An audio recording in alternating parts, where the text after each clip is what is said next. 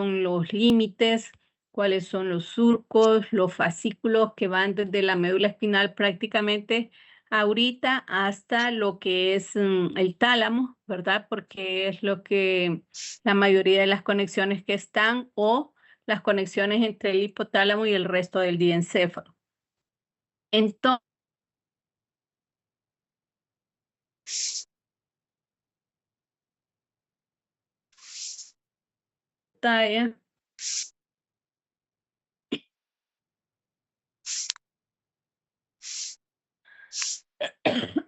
perdón. Y entonces, una de las cosas,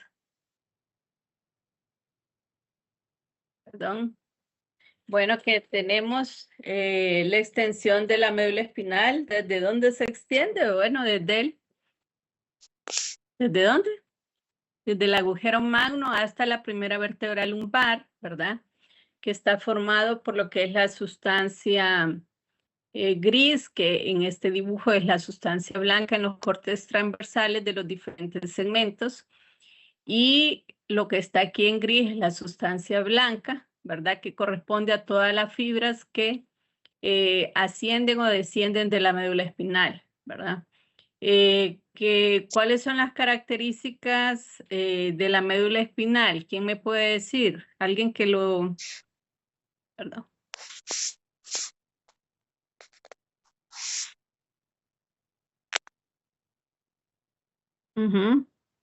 Está compuesta Alguien por que... sustancia gris y Ajá, blanca. ajá. ¿Cuáles son las estructuras que protegen la médula espinal? Las meninges. Vértebras. Ajá, las meninges, ¿cuáles son las meninges? La dura madre, la pía madre y la aracnoides. ¿Cuál de esas está por debajo de los cuerpos vertebrales?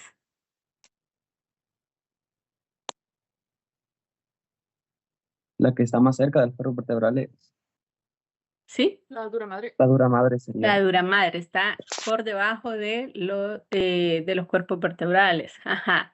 Después, ¿cuál sigue? La aracnoides. La aracnoides. Y por último, La pía madre. La pía la pía madre. madre. Exactamente. Entonces, la importancia, además de cubrir, es que por el espacio subaracnoideo está circulando el líquido cefalorraquídeo. ¿Cuáles son el número de segmentos de la médula espinal? ¿Cervicales? 8. 8. 7. 8. 8. 7. Son 8 medulares. 7 son vértebras. ¿Cuántos segmentos torácicos? 12. 12.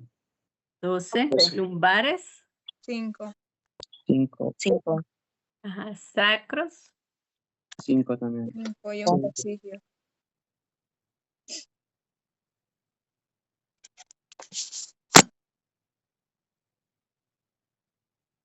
Bueno, ¿cuántos pares de nervios espinales tenemos? 31. 31 par de nervios espinales, exactamente. Ajá, bueno, además de las meninges, recuerden que lo protegen los cuerpos vertebrales, que lo protegen lo que es la irrigación y el drenaje venoso, ¿verdad? Y también los ligamentos. Permiso. Ajá, Dice Raúl que sí lo puede afectar. allá, espérame, pero voy a hacer un fin de la presentación, pero que quiero ver que yo me fui. Doctora, disculpe, está compartiendo pantalla porque no miro. ¿No mira? Tampoco. Yo no veo. No ¿Ahorita? miro. ¿No miran? No, no aparece. No, no aparece, doctora. No, doctora. Ya, bueno, wow, espérame. Escape, porque vista moderador.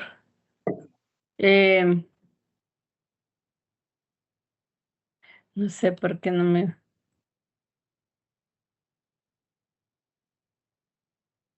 Espérame, me voy a ir a acá. Entonces no han estado viendo nada. No. Espérenme.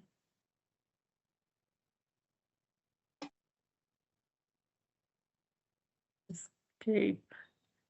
Sin Ay, no sé por qué se me va aquí. Compartir. Hoy sí miran o no. Tampoco. No, doctora. No, todavía no. Ya, espérenme. Bueno, hoy veo que están. Espérenme. Voy a hacer algo. Entonces, bueno, si alguien me puede, no, yo voy a tomar un print de pantalla para que quede siempre aquí un momento antes de continuar.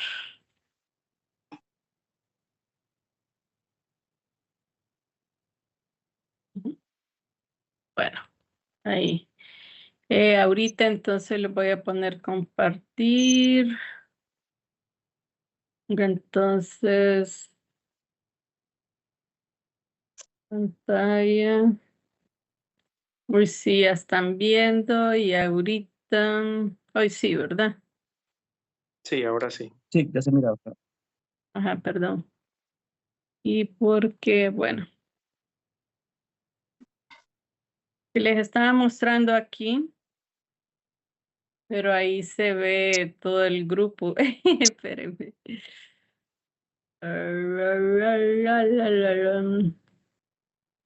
Ahí me ven, sí, ¿verdad? Ujú. Sí, doctora. Bueno, Sí. entonces aquí mostrábamos, ¿verdad? Los 31 nervios, nervios espinales. Bueno, ustedes recuerden, ¿verdad? A nivel de la médula espinal, que nosotros aquí en cada segmento, cuando hacemos un corte transversal, entonces encontramos generalmente aquí el ganglio dorsal de la médula espinal, que es donde se encuentra la primera neurona. La segunda neurona puede encontrarse en cualquiera de estas capas de la sustancia gris. Y la tercera neurona se encuentra en el lugar hacia donde se dirigen cada una de las fibras que se reciben. Entonces, generalmente nosotros en la sustancia gelatinosa de Rolando, ¿verdad? Tenemos, por ejemplo, se recibe dolor y temperatura. Entonces, la primera está en el ganglio dorsal, la segunda en la sustancia gelatinosa de Rolando y la tercera, si es que de aquí salen fibras hacia el tálamo, que las espinotalámico lateral, que normalmente entra por acá, cruza la línea media, ¿verdad? Y va por el cordón lateral, asciende. Entonces va a ir al tálamo, al núcleo ventral posterolateral del tálamo, que es donde llega todas las sensibilidades del cuerpo, ¿verdad? En cambio, las sensibilidades de la cabeza van a otro núcleo del tálamo, que es el núcleo ventral posteromedial. Entonces, ¿qué es lo que sucede? Nosotros tenemos que conocer, además de más o menos dónde nosotros estamos captando cada una de las sensibilidades, los cordones, ¿verdad? De esta médula espinal, por ejemplo, aquí está el surco medio posterior, el surco medio anterior, los intermedios laterales, ¿verdad? Y entonces por ejemplo, corresponde al cordón posterior de la médula espinal.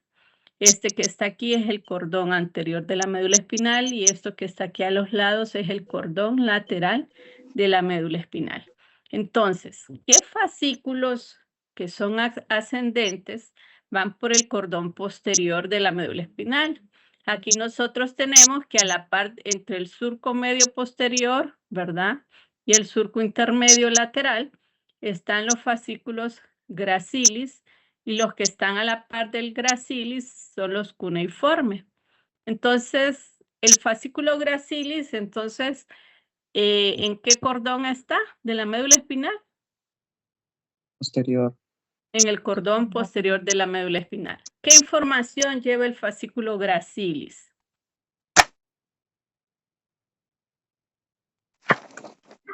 Propiocepción consciente. Ajá, tiene que ver con la vibración, con la propiocepción y tiene que ver con el tacto fino.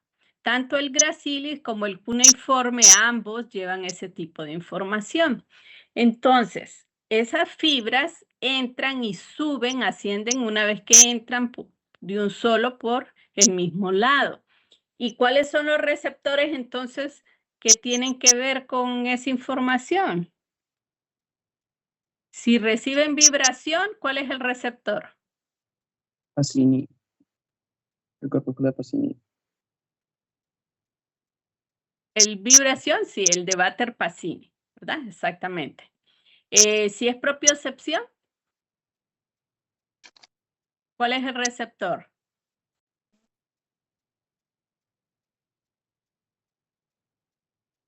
¿Cuál es el receptor si es la propiocepción? Tiene que ver con el uso neuromuscular y el uso neurotendinoso, ¿verdad? Que tiene que ver con la posición de los músculos y de los tendones, ¿verdad?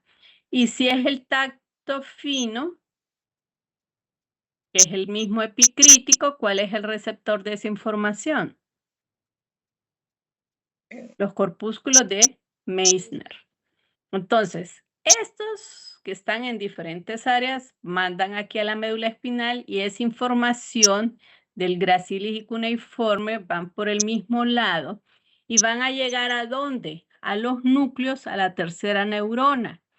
Entonces, van a lo que es los núcleos del cuneiforme, ¿verdad? Y el del gracilis, que están ¿a dónde? ¿En qué estructura del sistema nervioso?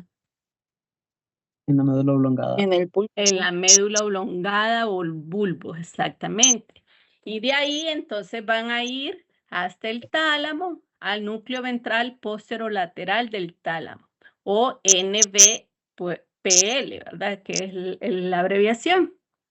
Ahora, si nosotros tenemos, por ejemplo, vamos a ver, esta es la división del esquema de laminación de Rexer, ¿verdad? Entonces, aquí están estos haces. Entonces, aquí hablamos del gracilis y del cuneiforme. Entonces, si nosotros tenemos el cordón lateral de la médula espinal, está formado aquí por el espino cerebeloso dorsal y el espino cerebeloso ventral. Entonces, ¿cuál es el origen de ese haz? ¿Dónde se origina? ¿Cuál? En el cordón lateral de la médula espinal, ¿verdad? Porque este es el cordón lateral de la médula espinal. Entonces, ambos, espino cerebeloso ventral y espino cerebeloso dorsal, están en ese cordón lateral. Entonces, se originan en el cordón lateral de la médula espinal. ¿Dónde van a ir a terminar? Si se llaman espinos cerebelosos, ¿dónde terminan? Cerebelo. El cerebelo. En el cerebelo, exactamente. Ahora, el espino cerebeloso dorsal, que es este, va a ir al cerebelo por el pedúnculo cerebeloso inferior. ¿O qué otro nombre recibe el pedúnculo cerebeloso inferior? Se le llama cuerpo restiforme, ¿verdad? Y este, que es el espino cerebeloso ventral, ¿verdad? Va a ir al cerebelo, pero lo va a hacer por el pedúnculo cerebeloso superior. ¿Cuál es el pedúnculo cerebeloso superior? ¿Cómo se llama? Se le llama también brazo conjuntival, ¿verdad? O pedúnculo conjuntival. Bueno, entonces estos van a su destino, que es en ese caso el cerebelo. Ahora, este es el haz espinotalámico. Le ponen antero, lateral. Antero porque está en la parte anterior y otros lateral porque está en la parte lateral. Pero si se dividieran, entonces uno es espinotalámico anterior y el otro es espinotalámico lateral.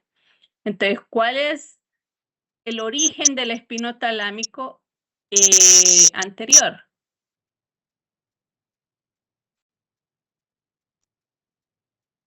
Anterior. ¿Cuál es? El cordón anterior, ¿de dónde?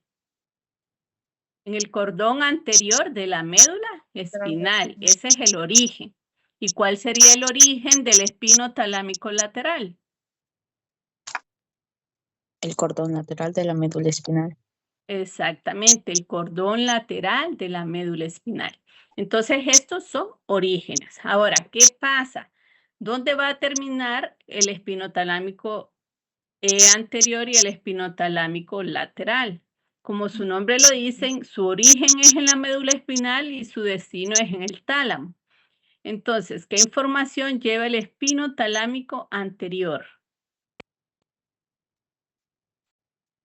¿Qué información lleva Información sensitiva. Información. ¿Qué tipo de información sensitiva? Tacto grueso y El presión. Tacto Tacto grueso. grueso y la presión. Tacto grueso y presión. ¿Qué otro nombre recibe el tacto grueso? Protopático. No discriminación. Protopráctico. Sí, exacto. Tacto protopático, ¿verdad? El grueso es el que me permite identificar los objetos con el tacto, sin verlos, ¿verdad? Entonces, ¿a dónde van a llegar? Al tálamo. Y entonces, como es información sensitiva del cuerpo, va al núcleo ventral posterolateral del tálamo. Y el espinotalámico lateral, ¿qué información lleva? Termoalgesia.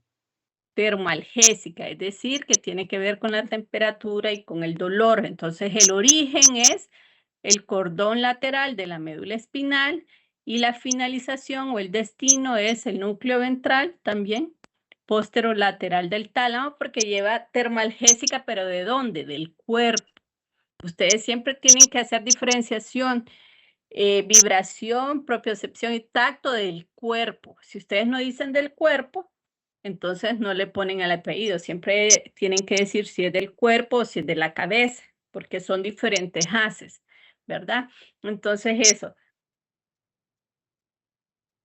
Nosotros tenemos este, que es el fascículo tectoespinal. ¿Dónde nace el fascículo tectoespinal? En la espina. En el cordón anterior de la médula espinal. No, ahí sí no.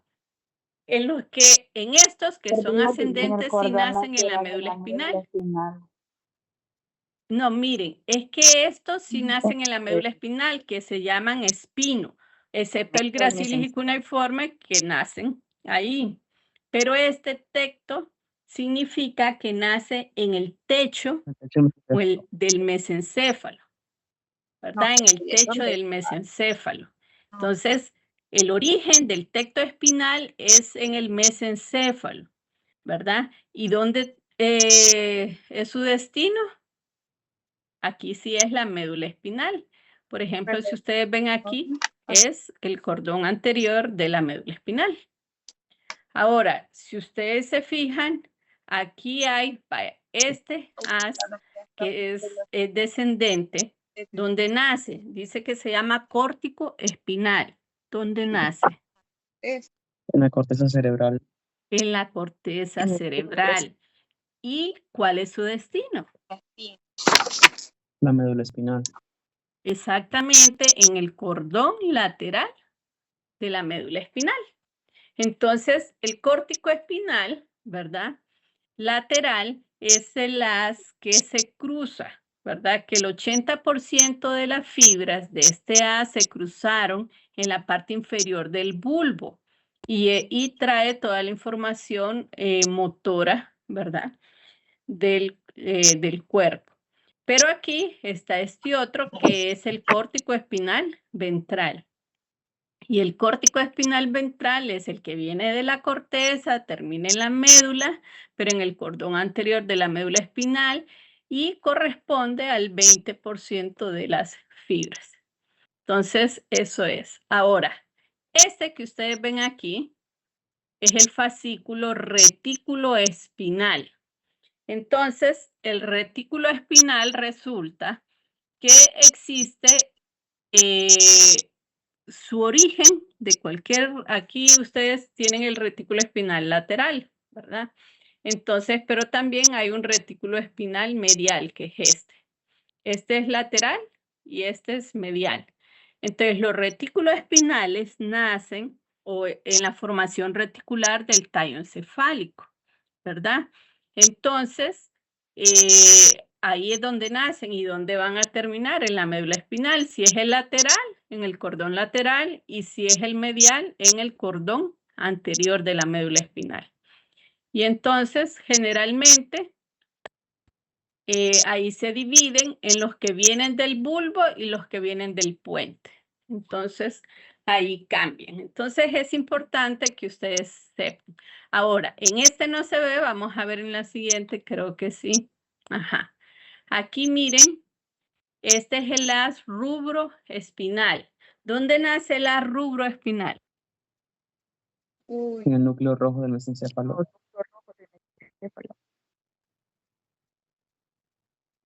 Aquí nace en el núcleo rojo,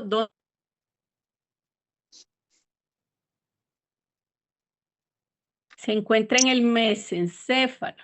¿Se acuerdan? En el colículo superior del mesencéfalo, cuyas funciones son motoras. Entonces ahí se origina. ¿Y dónde termina? ¿O cuál es su destino? la médula espinal. El cordón lateral de la médula espinal. El cordón lateral de la médula espinal, exactamente. Entonces, ven, este es el destino. Entonces, ahora, existen también, por ejemplo, diferentes...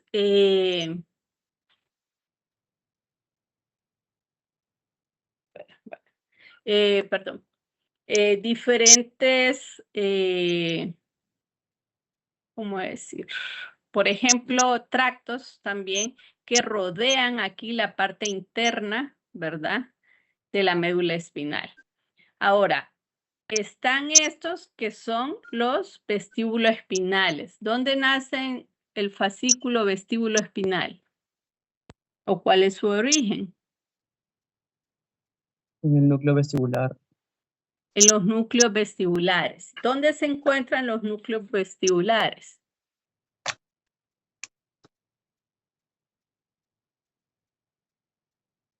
Entre el bulbo y el puente.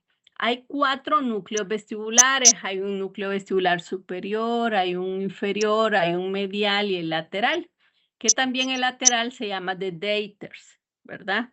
Entonces, todos esos se encuentran entre el bulbo y el puente. Entonces, los núcleos vestibulares pueden nacer ahí y terminan entonces en el cordón anterior de la médula espinal, ¿verdad? Entonces, si ustedes se fijan, bueno, disculpen, aquí es en el cordón anterior si son los mediales y en el cordón lateral si son los laterales, si vienen de los núcleos vestibulares laterales. Entonces, sí es importante ahora. ¿Cómo se llama esta estructura que me comunica una de mi médula con otra?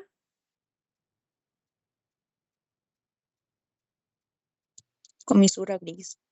Las comisuras gris, exactamente. Hay una comisura gris anterior y hay una comisura gris posterior. Y la cavidad que está aquí en la médula espinal se llama conducto ependimario y aquí está obliterado, es decir, tapado. Por ahí no circulan líquidos cefalorraquídeos. Bueno, entonces aquí están otras vistas de cada uno, pero miren también hay haces que son espino-olivares y hay haces que son olivoespinales. Entonces, el espino-olivar, por ejemplo, va de la médula espinal a los núcleos olivares. Los núcleos olivares se encuentran en el bulbo y se encuentran en el puente. Y los olivoespinales nacen en los... también esos núcleos olivares y llegan a la médula espinal. Entonces, vamos a ver. Bueno, entonces, miren, aquí está claro, este cuadro, las vías, el origen, ¿verdad? Este si se cruzan o no se cruzan y el destino. Entonces, si ustedes se fijan, casi todos los que tienen que ver, que van a la médula espinal, van a llegar a las neuronas motoras, que tiene que ver con neurona motora alfa y gamma, ¿verdad? De la médula espinal. Y el origen, pues si empiezan, son descendentes. El córtico espinal es en la corteza motora, el retículo espinal, la formación reticular, el tecto espinal, el colículo superior. ¿Por qué? O el colículo superior del mesencéfalo porque ahí está en el techo, o la lámina cuadrigémina también es lo mismo, está en este colículo superior. El rubro espinal en el núcleo rojo del mesencéfalo, el vestíbulo espinal en los núcleos vestibulares, el ólivo espinal.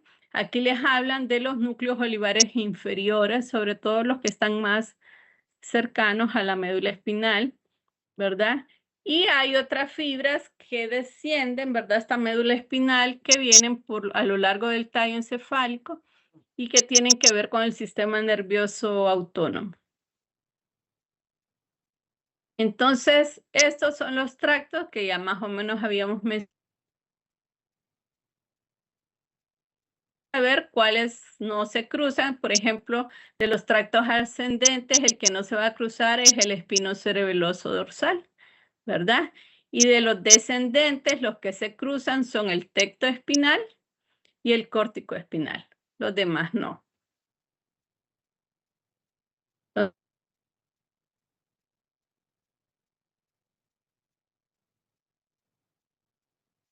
Y recuerden que la médula espinal termina en lo que, en la cauda equina, ¿verdad? O la cola de caballo. Entonces, miren, aquí en la irrigación, nosotros tenemos las arterias espinales posteriores, las arterias espinales anteriores, ¿verdad? Y hay arterias también radiculares. Estas son las zonas de la corteza donde se van a integrar las actividades motoras y sensitivas. Prácticamente las sensitivas, que después ustedes las van a ver, no ahorita, vienen del tálamo y van aquí a la corteza parietal, y las motoras van a la corteza frontal. Entonces, aquí están los receptores y aquí están las diferentes fibras. Miren las de vibración, propiocepción y tacto fino, gracilis y cuneiforme, que llegan aquí a los núcleos cuneatos y gracilis. Y aquí en la médula oblongada es donde se cruza para la parte superior de la médula oblongada, pasa el puente, el mesencéfalo, llegan aquí al núcleo ventral posterolateral del tálamo y después a la corteza sensitiva. Después esta, que tiene que ver con el dolor y la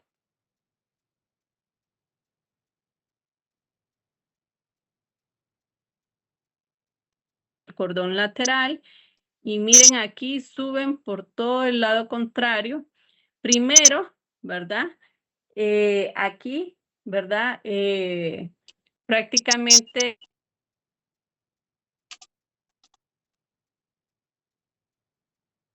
encéfalo, al tálamo también, el núcleo ventral posterolateral y a la corteza sensitiva.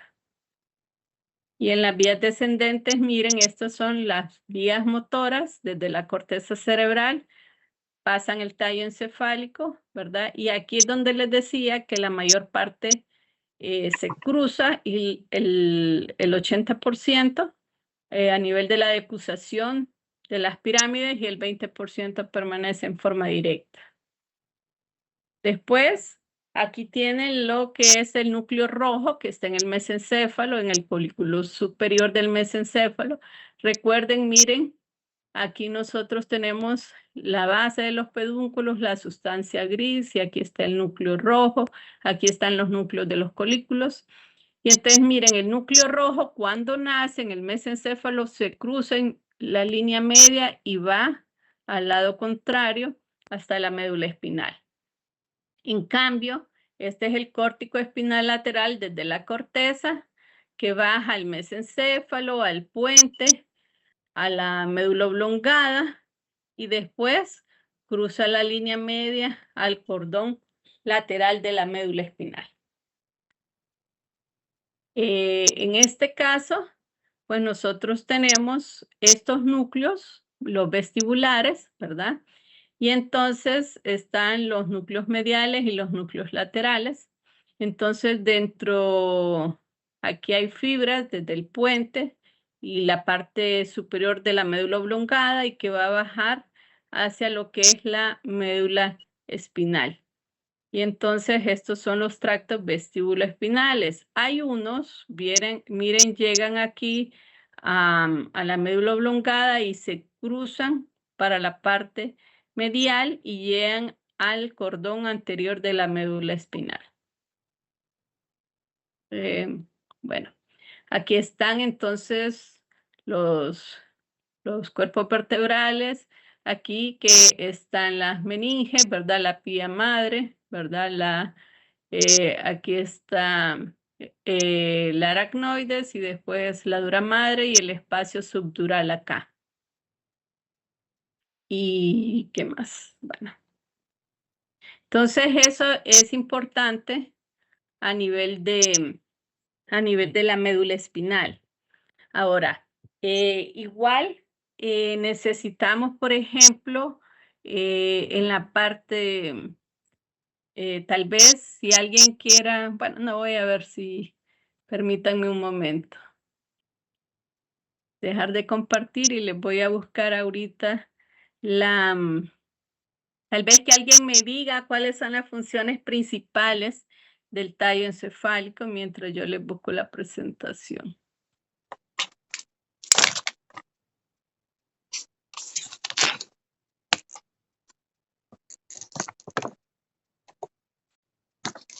El tallo encefálico en general, doctora.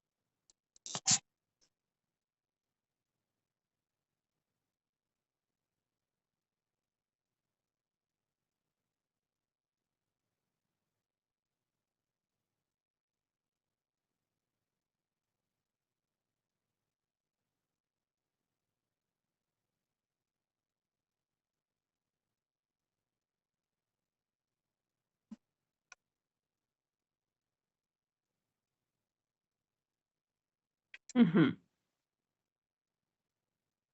Bueno, entonces estaban calladitos. Bueno, miren, aquí recordándoles un poquito. ¿Me escuchan? Sí se escucha, doctora.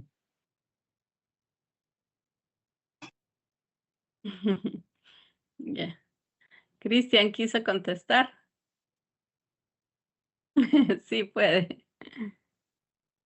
Bueno, entonces acá, si ustedes se fijan, recuerden que hay diferentes núcleos, ¿verdad? De los pares craneales o cranianos a lo largo del tallo encefálico. Entonces recuerden, por ejemplo, que hay un núcleo espinal del quinto par, hay un núcleo sensitivo principal del quinto par y hay un núcleo mesencefálico del quinto par. Entonces, estos tres núcleos, ¿qué información llevan? ¿Cómo? ¿Me escuchan, jóvenes? Sí, ¿qué preguntó? Sensitiva, doctora.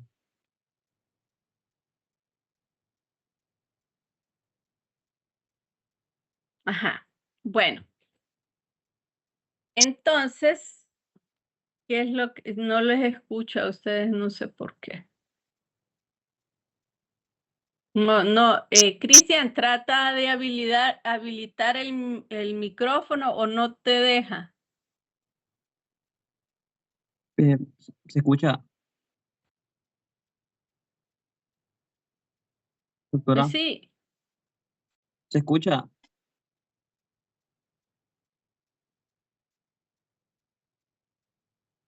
hoy sí puedes hablar, Cristian. Se escucha, doctora. No sé Hola. por qué no te oigo. Sí. Bueno, entonces, ¿qué es lo que sucede aquí? ¿Qué información van a llevar estos núcleos? Van a llevar toda la información de lo que es la cabeza y del cuello. Entonces, ¿qué información lleva el núcleo espinal del quinto par?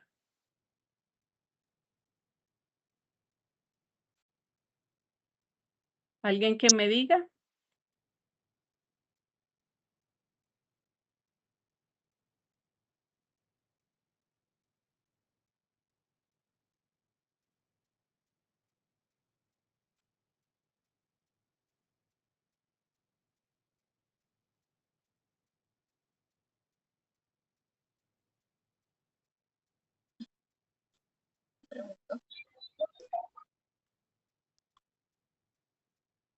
¿De qué núcleo, doctora?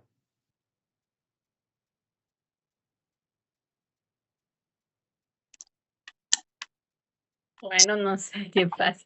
Entonces, que alguien me diga, ¿alguien puede mencionar cuáles son las funciones de estos núcleos?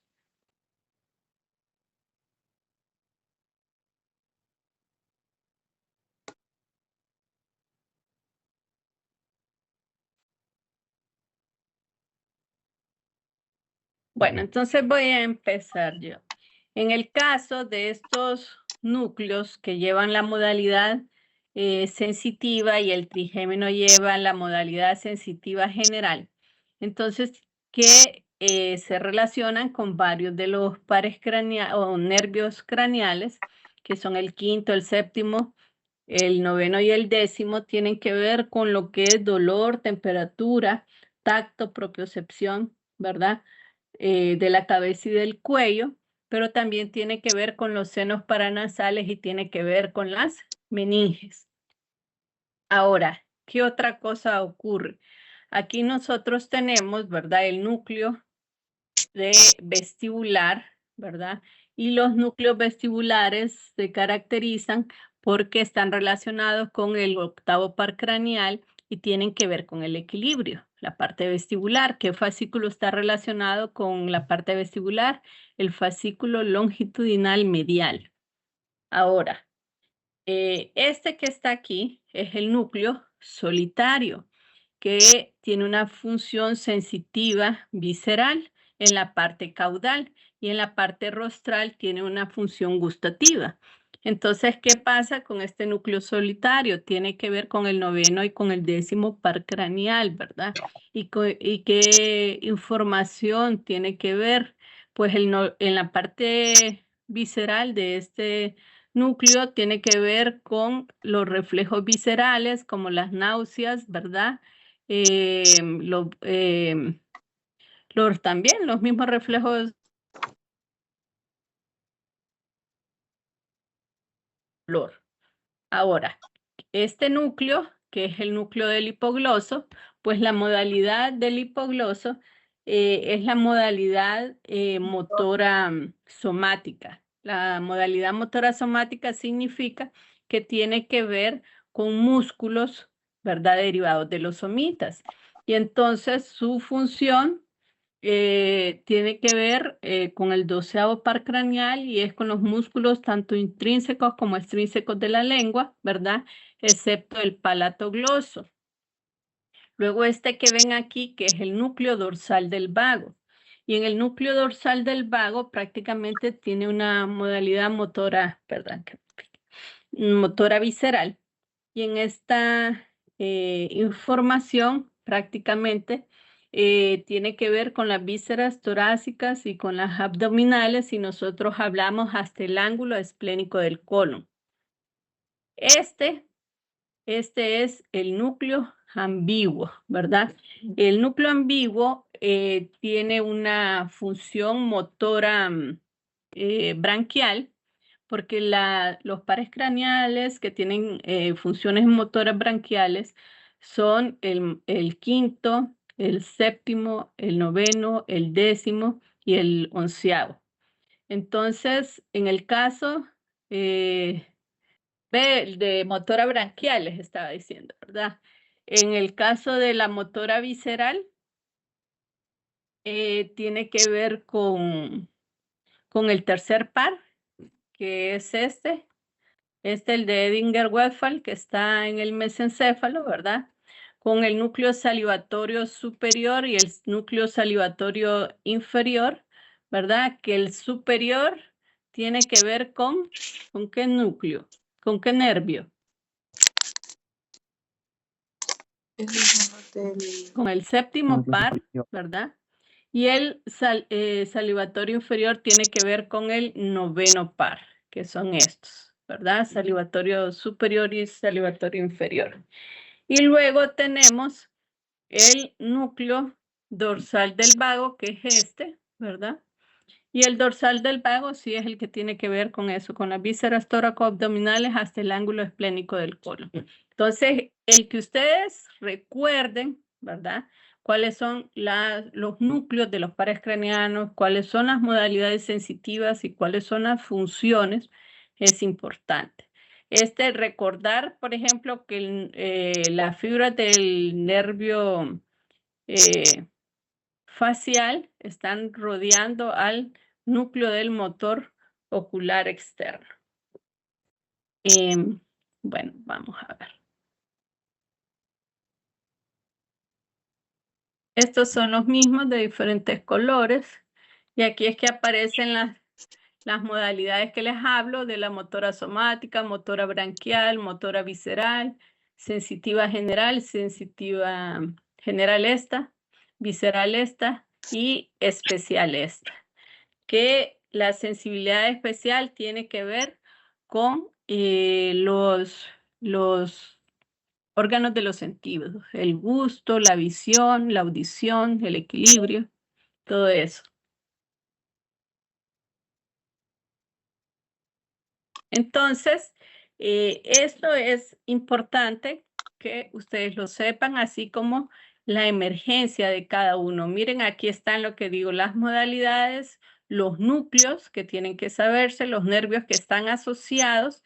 O sea, por ejemplo, con la modalidad motora branquial, que es decir, con los músculos derivados de los arcos branquiales, que son los músculos de la masticación, de la expresión facial, de la faringe y la laringe, el trapecio y el esternocleidomastoideo, son funciones motoras branquiales, ¿verdad? Y entonces están relacionados con estos núcleos, con el masticatorio, con el facial, con el ambiguo y con el espinal. Y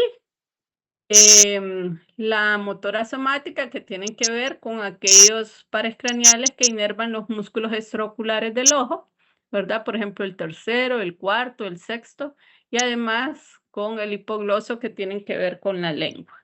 Entonces, eso, que lo sepan. Luego, el hecho de que recuerden, en las lesiones no les va a salir, pero sí, si saben cuáles son las funciones función y evaluación de los pacientes.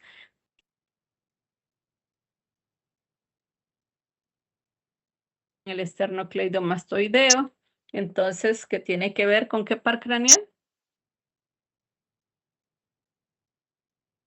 El 11º. Con el espinal accesorio.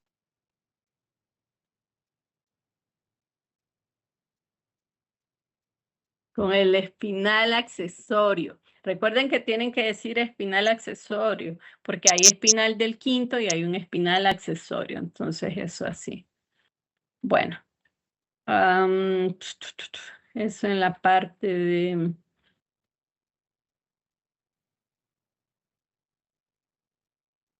Ya, pues, si saben, bueno, recuerden que en la membrana del tímpano, ¿verdad? Hay 3 pares craneales que tienen que ver con la cara externa de la membrana del tímpano. ¿Cuáles son esos? El facial. ¿Alguien que me diga? El nervio facial, Ajá. el glosofaríngeo, En la parte externa, ¿no? El vestíbulo.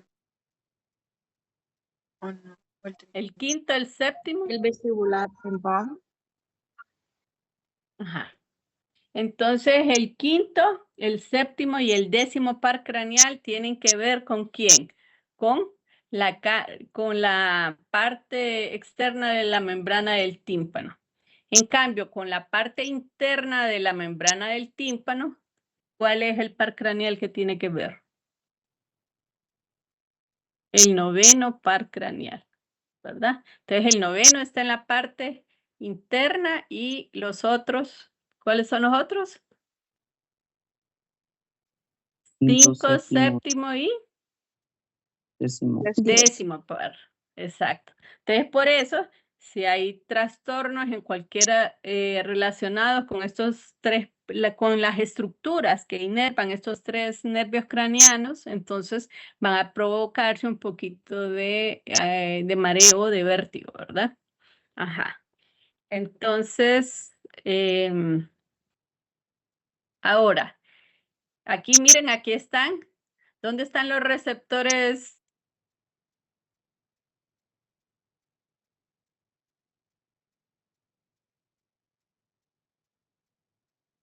¿Receptores? Los receptores auditivos están en la cóclea y los receptores vestibulares están en el utrículo, el sáculo y los canales semicirculares, ¿verdad? Aquí están los núcleos vestibulares. Entonces, la vía auditiva, ¿verdad? Tiene que ver entonces con los núcleos cocleares. Hay un núcleo coclear ventral y hay un núcleo coclear dorsal. Después hay un cuerpo trapezoide y hay un lemnisco lateral.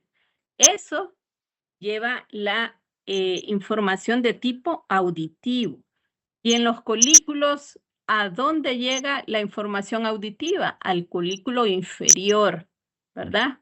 Ahora, la información vestibular, que tiene que ver con estos núcleos vestibulares, va a ir a través del fascículo longitudinal, que medial, al cerebelo. Entonces, como la parte del equilibrio va a la parte más vieja del cerebelo, es el arquicerebelo y tiene que ver con el flóculo y el nódulo del cerebelo. Entonces, eso tiene que ver con ello.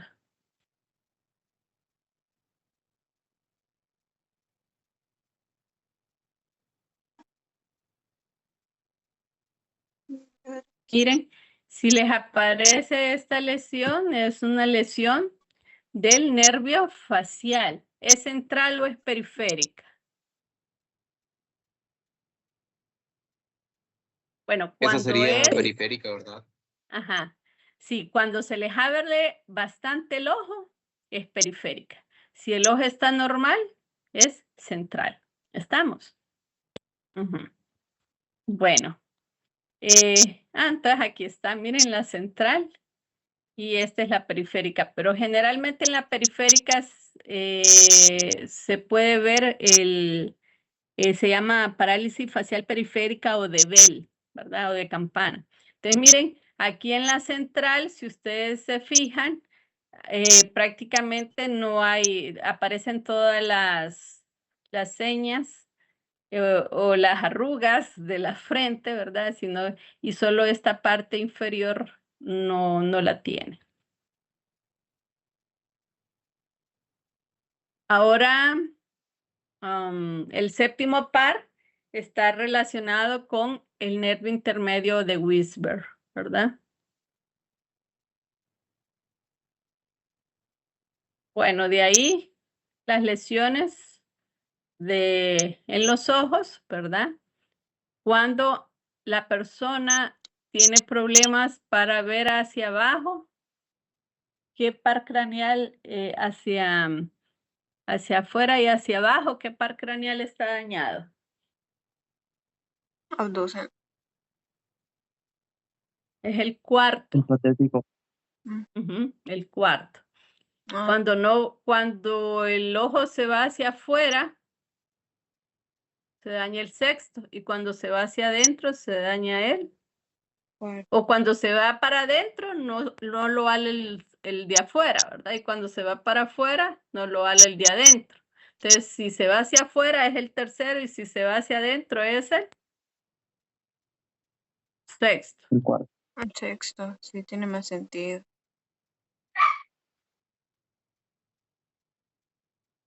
Y aquí están lo que es las lesiones de cuando está dilatada la pupila se llama midriasis y cuando está contraída se llama miosis. Bueno, y aquí están las ramas del quinto par craneal, ¿verdad? La rama que, ¿cómo se llama esta rama? Maxilar superior Claro. y esta la maxilar inferior o mandibular, Mandíbula. ¿verdad?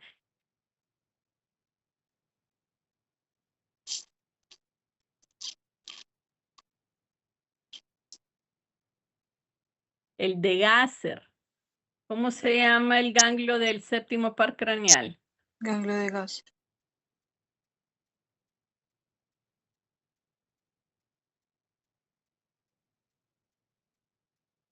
Se llama geniculado. ¿Cómo se llama el del tercer par craneal? Mira acá. Chicos.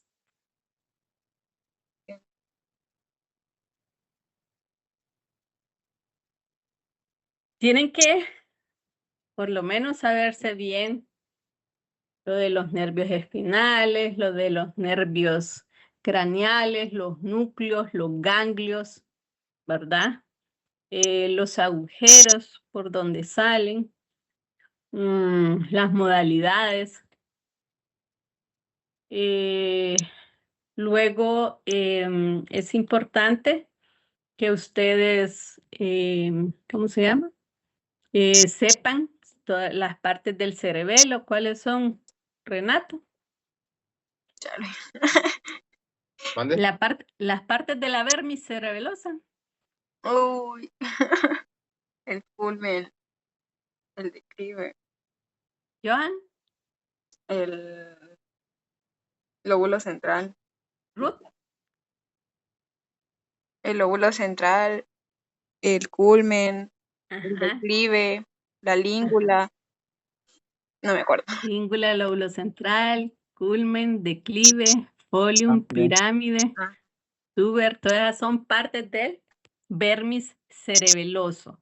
¿Y cuáles son partes de los hemisferios cerebelosos, por ejemplo?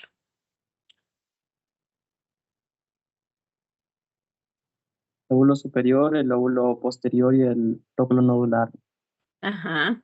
O sea, bueno, más que todo tiene que ver con lóbulo anterior, lóbulo medio, ¿verdad? Superior. Y posterior parte, Ah, pero el lóbulo flóculo nodular tiene que ver más que todo con la parte más antigua, ¿verdad? Ujú. ¿Y cuáles son los núcleos del cerebelo? Dentado, emboliforme, globoso y... Ay, se me fue el último. el fastigiado. Fastigiado. Fastigiado. Como el que se Fastigiado. aburre más, ¿verdad? El fastigiado, globoso, emboliforme y dentado, ¿verdad? Ahora, ¿a quién le tocó? Bueno, vamos a ver, exponer lo del hipotálamo. En el hipotálamo, miren, ahí ustedes tienen que saber cuáles son las regiones. Hay 4 regiones, yo miraba que muchos hablaban como de 3, pero en realidad está la región preóptica, la región supraóptica, la región tuberal y la región mamilar. ¿Cuál es la región? ¿Qué núcleos están en la región preóptica? A ver si yo puedo. El supraóptico, paraventricular y supraestigmático, creo que es. Bueno, en la parte del preóptico hay un preóptico medial y un lateral. En la región supraóptica está el núcleo supraóptico, el núcleo supraquiasmático y está el núcleo paraventricular, que en las otras ediciones el supraquiasmático no aparecía, ¿verdad? Ahora, ¿cuál es la de la tuberal? ¿Cuáles son los núcleos de la región tuberal? Ventromedial. Arqueado, Dorsomedial. y dorsomedial. Ajá, ventromedial y dorsomedial. Y el ¿Y cuál es de la mamilar? mamilares y posterior. Los cuerpos mamilares. Ajá, ¿y la región Posterior. posterior? Posterior. Ajá. Entonces, tienen que saber, ¿verdad? También cuáles son esos núcleos, localizarlos y funciones, Así como en los anteriores estábamos hablando de los núcleos del tálamo, vaya, por ejemplo, de los núcleos, vaya, ese pasó el hipotálamo. La glándula pineal, ¿a qué estructura diencefálica pertenece?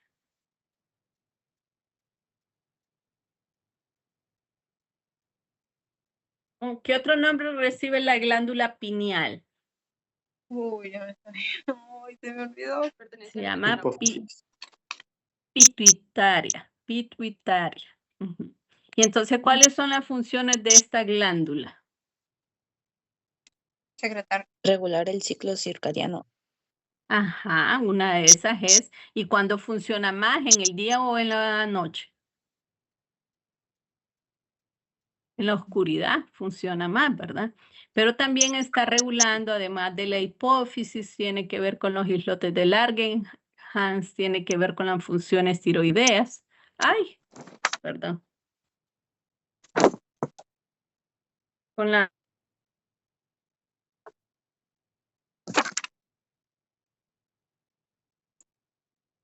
Se quedó pegado.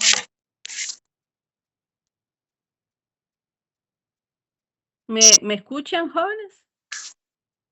Sí. Sí, ahora sí. Ah, bueno. Es que se fue un ratito para eso. Bueno, entonces, ¿a qué parte del diencéfalo pertenece la glándula pituitaria? Al epitálamo.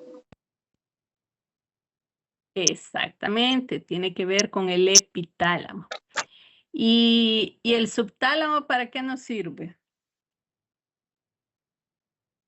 Para funciones motoras.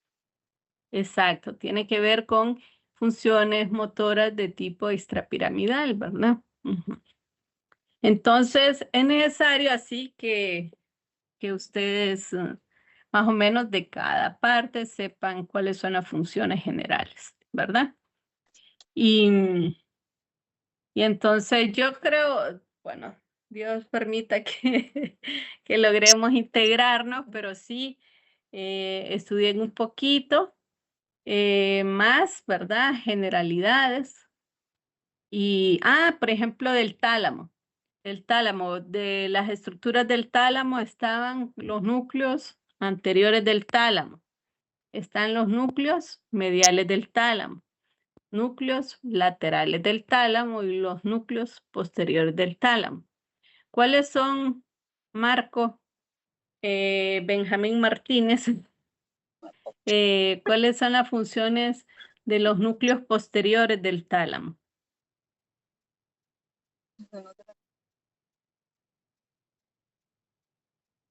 ¿O cuáles son los núcleos posteriores? Los mediales. ¿O alguien que sepa cuáles son los núcleos posteriores del tálamo? El pulvinar y las Los geniculados medial y lateral. Exactamente, los núcleos geniculados medial y lateral y el pulvinar. El geniculado medial, ¿verdad? ¿Con qué función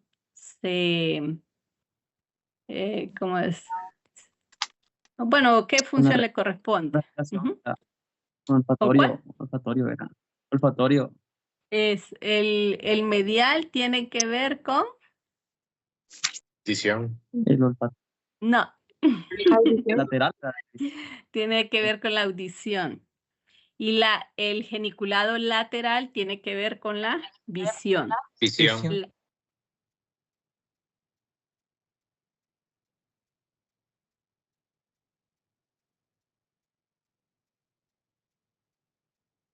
Ay, ya.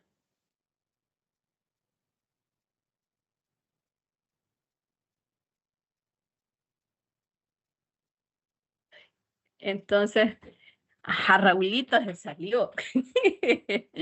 Bueno, yo creí que solo era en el aula, en físico, que se me iba. No, doctora, que va, es que la computadora no tiene audio, entonces no he podido participar por lo mismo. Por eso es Ya, que bueno, pero hoy sí se le escucha, no hay problema.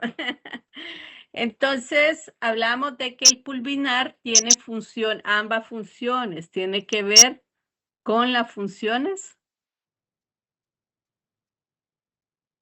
Auditivas y ópticas.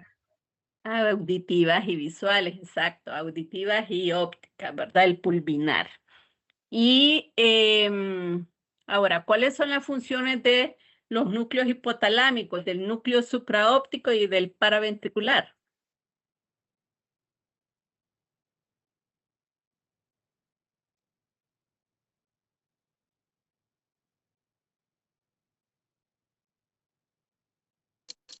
Chicas, chicos. ¿Qué preguntó? Las funciones del núcleo supraóptico y del núcleo paraventricular. Tiene que ver con la liberación de la hormona Vasopresina. vasopresina, exactamente, y con Y oxitocina. oxitocina, Oxitocina. exactamente, oxitocina y vasopresina ambos. Ujú. Ahora, con el núcleo, vamos a ver. El núcleo, los núcleos preópticos, ¿para qué le sirven al hipotálamo?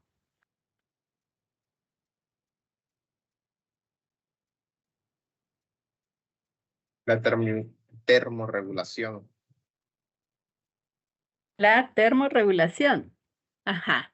Y entonces, ¿qué parte le sirve para regular el descenso de la temperatura y cuál es el aumento de la temperatura?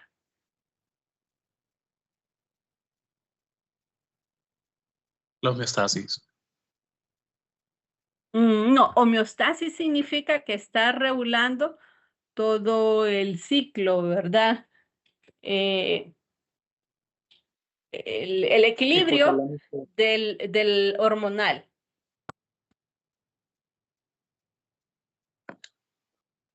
La termorregulación creo que era el hipotalámico anterior Ajá. y el O posterior sea, era para ¿para qué le sirve? la termorregulación del frío. Entonces, por ejemplo, ¿cuáles son los mecanismos de defensa para el frío? Los temblores. Vasoconstricción. Ajá. Entonces, realmente cuando hay frío, entonces si se contraen los vasos sanguíneos, hay aumento en la actividad muscular y qué otra cosa. ¿Mm?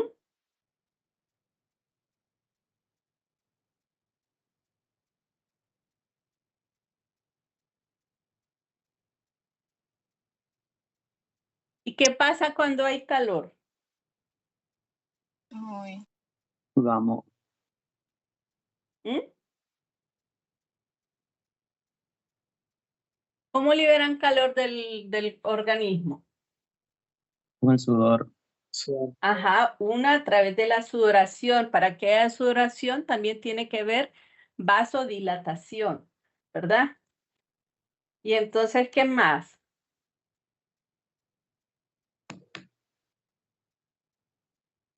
es lo de la presión osmótica. ¿Qué pasa con la respiración? Ay, Dame, dame, dame. Aumenta. Ajá.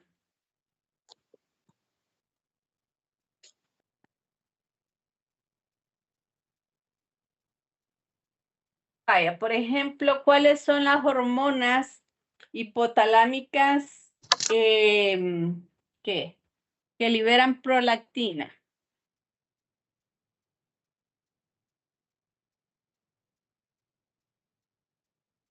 ¿Cuáles son las hormonas liberadoras de, por ejemplo, del crecimiento? La ¿De qué dopamina. zona?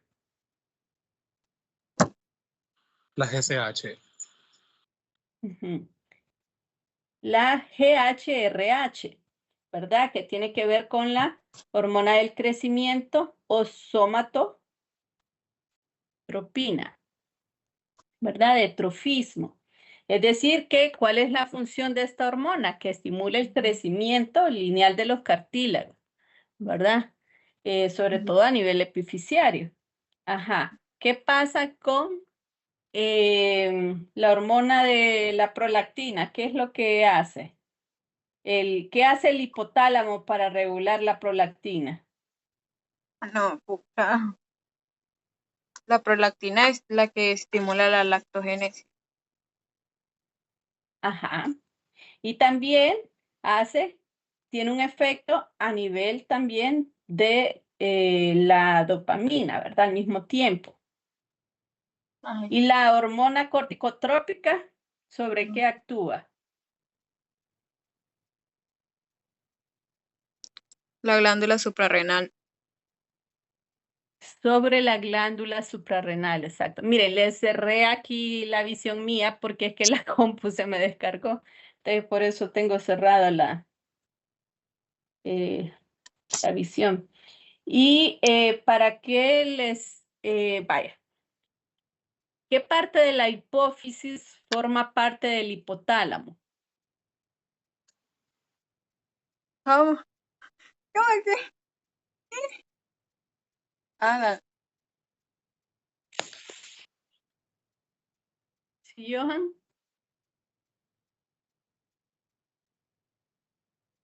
la neurohipófisis. Exactamente. La parte posterior de la hipófisis, es decir, la neurohipófisis, forma parte del hipotálamo. Y la adenohipófisis va a funcionar por hormonas liberadoras, ¿verdad? A nivel del hipotálamo que llegan a la adenohipófisis.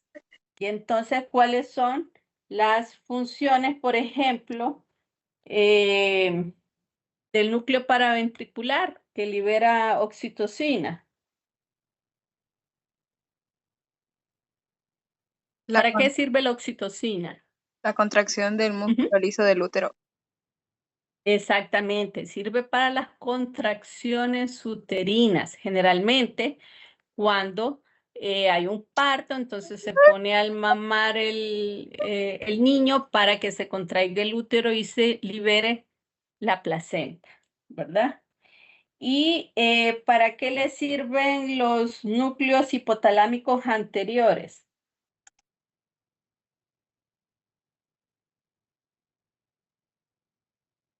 Para controlar parte de la temperatura, dar respuesta al calor, ¿verdad? ¿Y para qué los posteriores?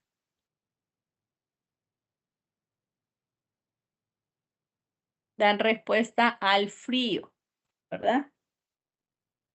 ¿Y los laterales? Tienen que ver con la ingesta de alimentos. ¿Y cómo se llama ese centro que ayuda a la ingesta de alimentos? ¿El centro del hambre o el centro del apetito? ¿Verdad? ¿Y para qué le sirven los núcleos hipotalámicos mediales? ¿Ah?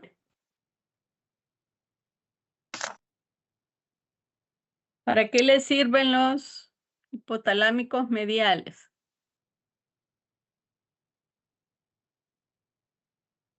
Bueno, yo creo que ya se cargó. ¿Mm?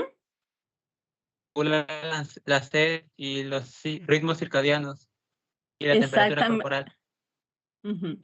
Los hipotalámicos mediales tienen reducen la ingesta de comida, es decir, controlan la saciedad, ¿verdad? Tiene que ver con la saciedad, porque el hecho de que ustedes digan hasta aquí como es control de saciedad. Y si tienen hambre, el control del apetito. Y entonces, ¿y el supraquiasmático? Exactamente es el que controla los ritmos circadianos, ¿verdad? Entonces tienen que más o menos saber cada una de las funciones gruesas y sobre todo, como les digo, de las vías auditivas, las vías vestibulares, las vías del dolor, temperatura, cuáles son los diferentes lugares. ¿Cómo se llama el fascículo que nace en el hipotálamo y que tiene que ver con el control visceral.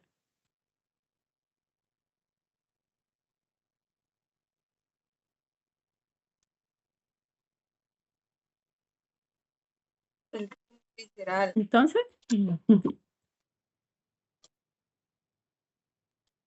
dijo qué? el fascículo longitudinal dorsal. Longitudinal Ese- dorsal. Sí, el fascículo longitudinal dorsal nace ahí y va a controlar las vías viscerales del tallo encefálico, sobre todo. Entonces, bueno, ya más o menos escucharon y sintieron un poquito diferente el estudio. Entonces, continúen. El jueves, depende que nos digan, ¿verdad? Entonces, yo les aviso si tenemos otro repaso virtual o si nos vemos en la facultad. Y entonces el viernes igual, no sé si dicen que es virtual, pues si el examen es virtual sería a la 1 el viernes, pero si es presencial va a ser a las 3. Vamos. Bueno, en todo caso, doctora, a mí ya me dijeron que podía hacer la reposición del laboratorio tanto el jueves o el viernes en la mañana. Ah, bueno, entonces no hay problema. Ah, ya. Cheque. A nosotros no nos han Entonces, bueno, resuelto, cualquier, doctora. dígame. A nosotros no nos han resuelto por el tamaño de los grupos. Usted, con el asunto del laboratorio. Sí. Entonces, mire, si no le resuelven el laboratorio, entonces lo que haríamos es que yo después les pongo el examen virtual. Lo único que el examen virtual, pues les cambian, porque hay un banco de preguntas y cambia. Es diferente el examen, ¿verdad? Pero ahí mismo les sale la calificación. Está bien. Doctora. Ujú. Es porque, bueno, precisamente algo así que relacionado queremos comentarle, y es que Génesis Barahona y yo no podemos el viernes por lo del proyecto de vinculación. Entonces queríamos saber si nos puede aplicar tal vez el examen el jueves o el sábado. Si no pueden, si no pueden el viernes, entonces, bueno, y pueden el sábado, se los hago el sábado virtual a los que no puedan el viernes, ¿verdad? Se los Nice. programo. Doctora, Ujú. ¿Sí? necesitaría que le llevemos alguna constancia de que sí estuvimos en el laboratorio para reponer el examen de manera virtual. Sí. Sí, que les den, bueno, me mandan escaneada la... Ah, pero como ellos no les están firmando ahorita, ¿verdad? Sería después entonces. Sí, no hay Está bien. problema. Gracias. Que manden el comprobante de que estuvieron en el laboratorio, que no les lograron cambiar el examen, entonces lo harían virtual. Entonces, solamente, chicos, pórtense bien, que nada les cuesta. Cuídense. Buen día, doctora. Buen día. Bueno, Buenos días. bye. Buen día.